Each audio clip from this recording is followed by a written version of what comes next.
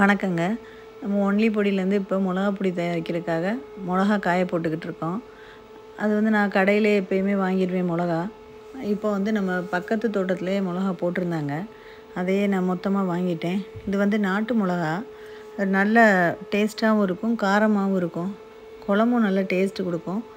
சில பேர் வந்து ரொம்ப கடையிலாம் வந்து கலர் பொடி கலந்த மிளகா பொடியை வாங்கிட்டு கலராக இல்லை கலராக இல்லைன்னு கேட்பாங்க.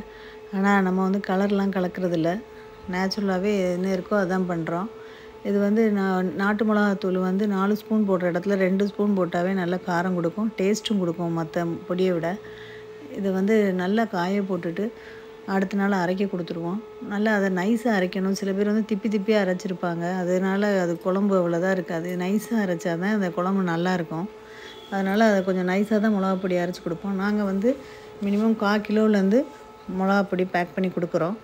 வேணுங்கிறவங்க ஆர்டர் பண்ணிக்கலாம். அதோட நமக்கு கடலை மாவு, பீட்ரூட் பொடி, கேப்ப மாவு, கோதுமை எல்லாமே ஆர்டர் இருந்தாலும் கம்பு அதோடு சேர்த்து எல்லாம் ஆர்டர் இருக்கால எல்லாமே ஒன்றா காய போட்டிருக்கிறேன். நான் வந்து ஆர்டருக்கு தேவையான அளவு மட்டும்தான் யூஸ் பண்ணிக்குவோம். அது போக எக்ஸ்ட்ரா ஒரு 30 கிலோ மட்டும்தான் ரெடி பண்ணி வச்சுக்குவேன்.